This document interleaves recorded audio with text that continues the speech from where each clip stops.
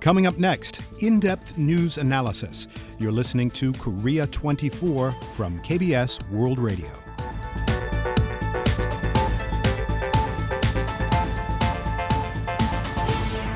The COVID-19 pandemic is wreaking havoc on the global economy, and that of course includes South Korea.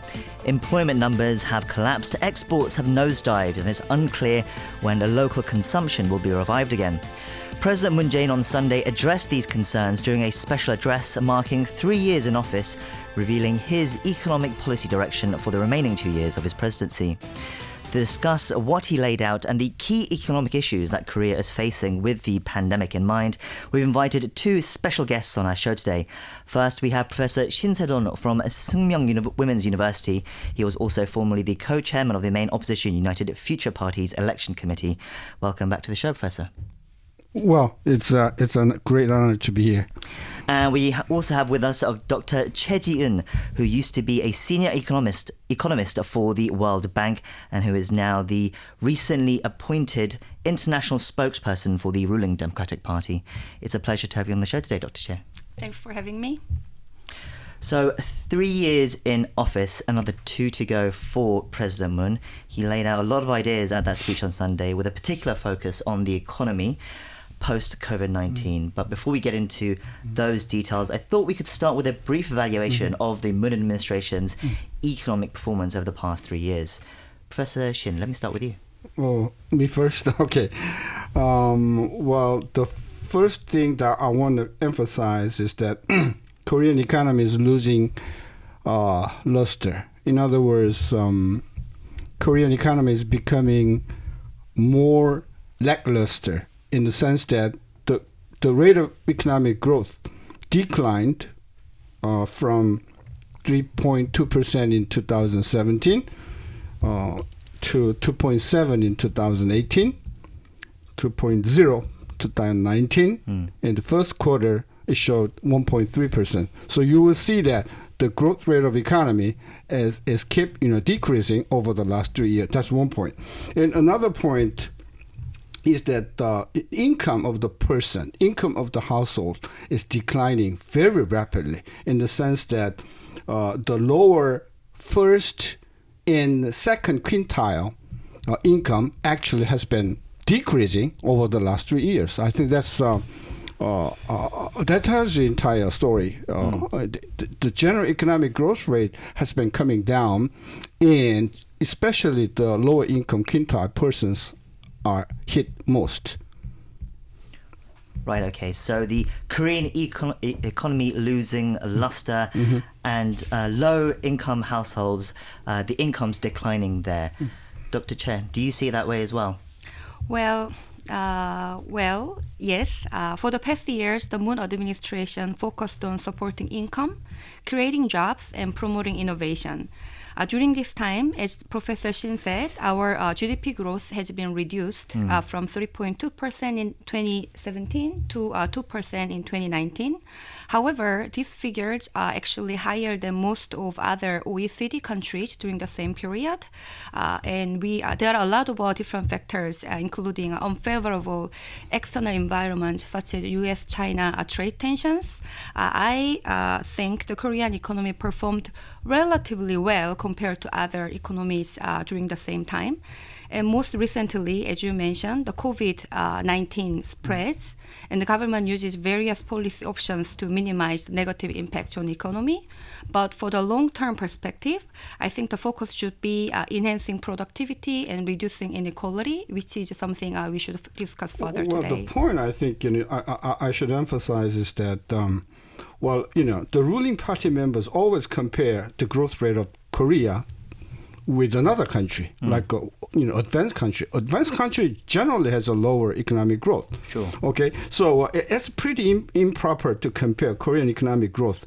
You have to compare Korean economic growth to Vietnam or China. So that's ridiculous. Pointing out comparing Korean economic growth to advanced country is meaningless.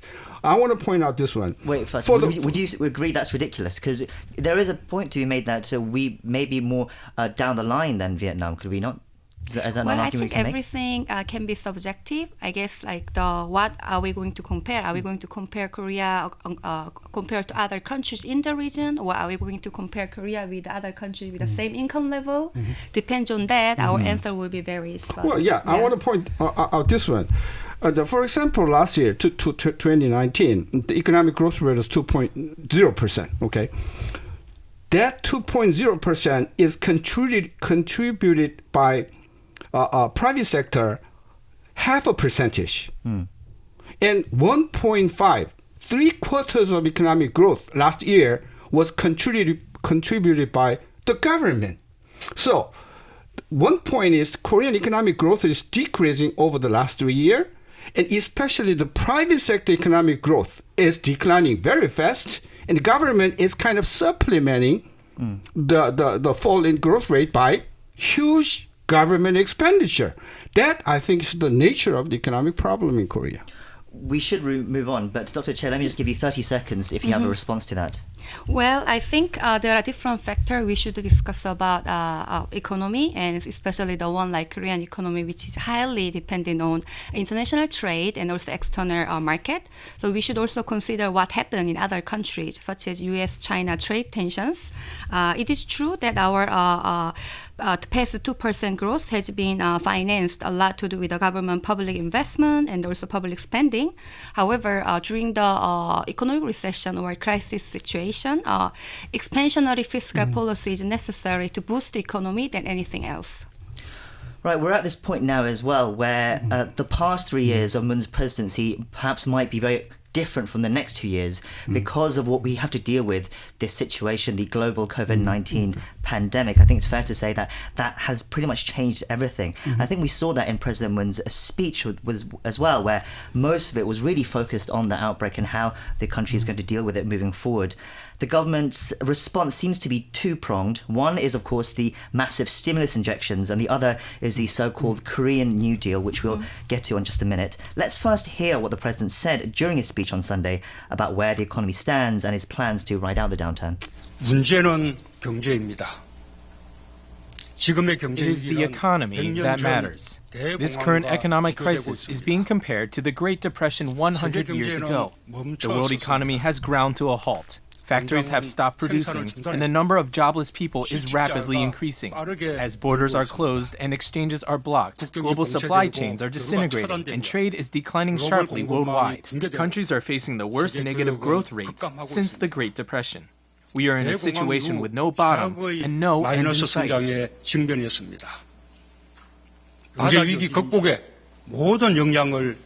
The government will concentrate all of its capabilities on overcoming the economic crisis. We will take the hands of those on the edge of a precipice. We will serve as a buttress safeguarding the lives and jobs of the people. As an unconventional and expedited emergency prescription, the government has injected 245 trillion won, more than 10% of the nation's GDP, into support for businesses and employment measures. The government is now preparing the third supplementary budget following the first and second. So the president, they're emphasizing the scale of what is a global problem and the amount of money that the government is pumping back into the economy. Professor Shin, what was your take on this speech? Well, so far there have been about 9 times kind of a government measure to fight against this coronavirus, and the total amount of those 9 government kind of measures total is about 240 trillion, which is about a little more than 10%. If you compare that to other countries like United States or Germany, all those countries spend more than 20%. In the case of Germany, it's almost amounts to 30% of GDP. So relatively speaking, the kind of effort by Korean government is comparatively lower than other countries. That's one point. And another point is, if you look at the number specifically, 240 trillion, about 80% of that is financial resources. Having people to borrow and making arrangement by the government to facilitate that loan. But if you look at other countries, substantial portion of the measures are government fiscal measures. supplying funds, kind of a stipends, income, revenue. So that is the main difference. I think providing accessibility to financial resources is not enough for, of course it's helpful, but it's not going to be very helpful to the small, medium industries especially. Dr. Chair, would you agree with that assessment? Well, yes, we are experiencing one of the worst recessions in our lifetime.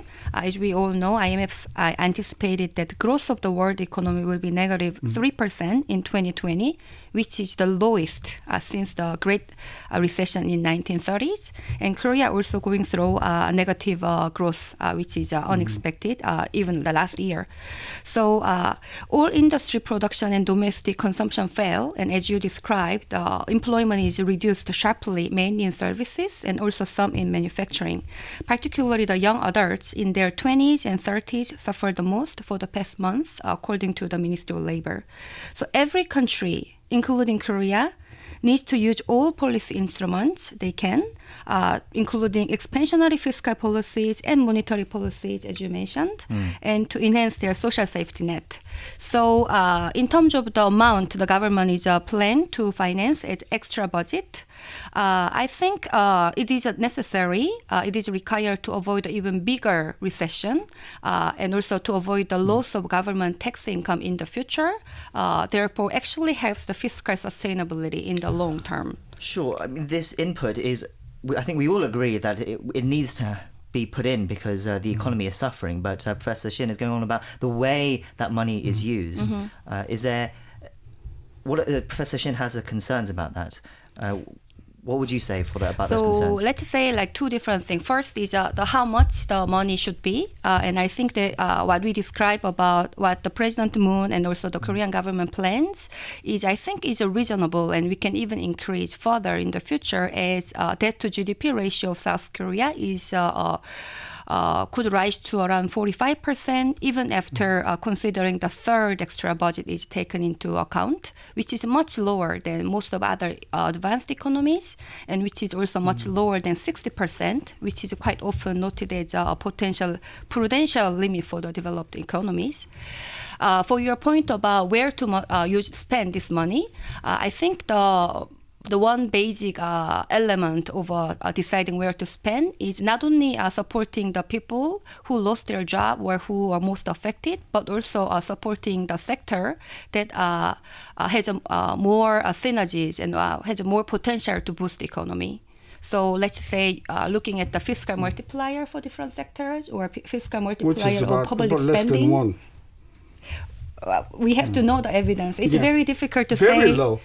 It's very difficult to build a causal relationship for the things what's happening right now. But I think the expansionary fiscal policy is recommended around the globe, including World Bank and IMF. Yeah, the point I want to make is, about 240 trillion, more than 20% is guarantee. Guarantee, which is not money. Just government and financial institutions support the guarantee. Okay, that's not enough. So even the number is huge, to 240 trillion, which is more than 20%. The actual amount of money put into the people or business is a lot less than the 240 trillions. That's one point. And so I'm emphasizing that government has to put more fiscal, resources in helping small and medium-sized enterprise. That's the point. I want to move on from this stimulus as well, because there's an important point of this Korean New Deal that I want to spend some time with as well. That was one of the grand economic plans that President Moon presented at this speech on Sunday. The question many people are asking is, what is it exactly? Well, let's first hear how the president put it himself during his Q&A after his speech, marking his 3 years in office. 셋째, 일자리 창출을 위한 한국판 뉴딜을 국가 프로젝트로 Third, we will push ahead with a Korean version of the New Deal as a national project to create jobs. The government will present new opportunities for the people by creating new jobs. The Korean version of the New Deal is a preemptive investment for the future, designed to establish digital infrastructure. The early establishment of 5G infrastructure and the building of infrastructure to collect, accumulate, and use data will be pursued as national projects.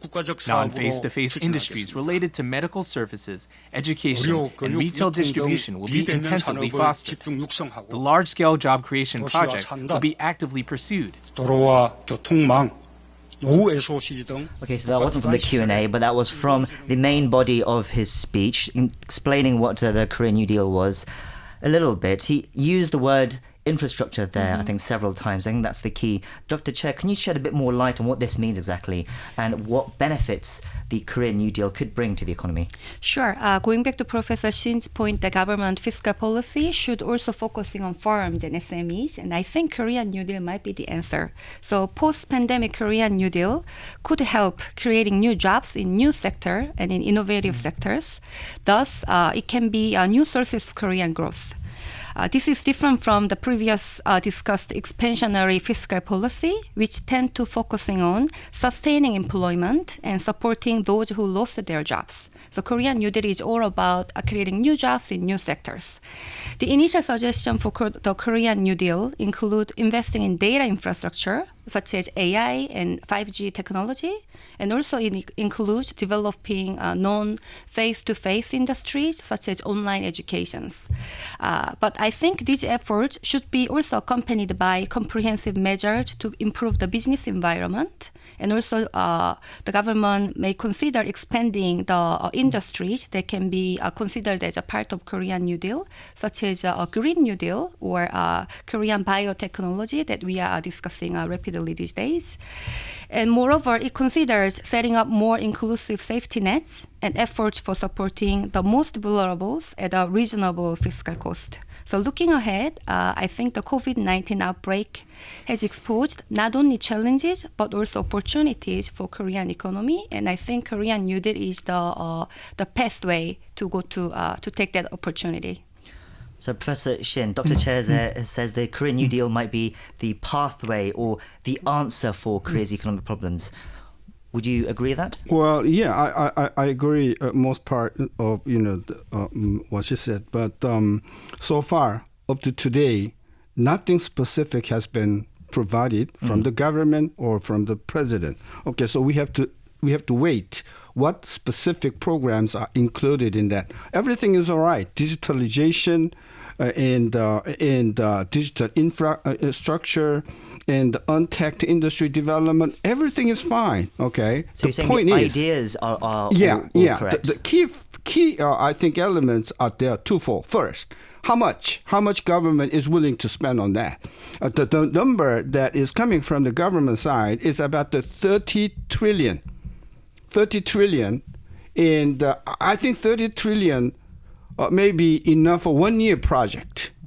But if you really want the Korean kind of a New Deal, it's got to be at least 5 times of 30 trillion. That's one thing. And another point, I think, which is a very important point, is that initiative should be given not to the government, but to the private sector. So as long as government is trying to do everything, I think the probability is 90% failure, because we have experienced so many such failure in the past. So the amount of the resources to be put in New Deal, Korean New Deal, has to be at least 5 times. And the second, the private initiative, it has to be provided in order for that Korean New Deal be successful. Dr. Chair, I think the money issue can be sorted out later. More money can be pumped into initiatives by the government. But what about this idea that it needs to be less hands-on from the government and be handed over more to the private sector? And also, does this really solve the issues that Korea is having right now? Because the digitization is great, but the people who are losing their jobs, who are in difficult positions right now, especially after COVID-19, that might not help them directly. Yeah, so great point, both Professor Shin and then host. So I think the Korean New Deals, the amount, yes, it can be even expanded, but nobody actually decided how much it's gonna be or where the money will be spent. So as Professor Shin mentioned, this concept just came out, and we are in the process of designing the specific issues and then the details of the Korean New Deal. So your point about the importance of a private and public and private collaboration, absolutely yes. I also read that from a Korean New Deal suggestion that announced by the Korean government government and the president, there was several emphasis on public and private sector collaborations, and then a lot of things should be actually driven by a private sector. So I fully agree with your points. And in terms of supporting those people who lost their job, yes, that's absolutely true. So I think our discussion about Korean New Deal, or more broadly discussing about protecting the future of job driven by the digital technologies, should be accompanied by protecting and creating a social safety net, such as universal insurance, employment insurance that we are going to touch on later. So those social safety net should facilitate actually more flexible labor market, so which can also support new initiatives such as a Korean New Deal. Well, we're basically out of time. Let me just squeeze in maybe 30 seconds each, your final thoughts about the Korean economy moving forward. Professor Shin. Yeah, I think the government has to be more audacious about, this new kind of a challenging New Deal program, in the sense that government has to plan to put more resources into that. And in order to do that, I think the government has to get the agreement or support from the opposition party. Okay, so we have to have a consensus. Okay, and only after consensus, I think the government is able to put more resources into the Korean New Deal. That's one thing. Second thing is education. We have so many unemployed youths, and the only way to get out of that is educating them with the first kind of hand information and structure. So, Dr. Choi, very briefly as well. Yeah, I'm just surprised at how much Professor Shin is passionate about Korean New Deal, and then I'm studying about that now. suggesting to invest more money on Korean New Deal. So I agree with all of you that these are highly uncertain and challenging times for the global economy and for Korea. So the new normal could be very different from what we used to know after the COVID-19 outbreak. In my view, the structure of economy and the composition of labor market could be very different after the COVID-19 outbreak. And also the inequality could be further rising. So this circumstance make us to prepare for the future. Korean New Deal could create new jobs in innovative sectors, which could be the new source of growth for Korea. But at the same time, Korean New Deal should be accompanied by improved social safety net, such as universal employment insurance and enhanced business environment. So after all, for the long term, I think the most important thing is to enhance productivity of the Korean economy and in the long-term perspective. We'll have to leave it there. We've been speaking to Professor Shin Se-dong from Sookmyung Women's University and Dr. Choi Jieun, international spokesperson for the Democratic Party. Thank you both for your time and your thoughts today. Thank you. Thank you.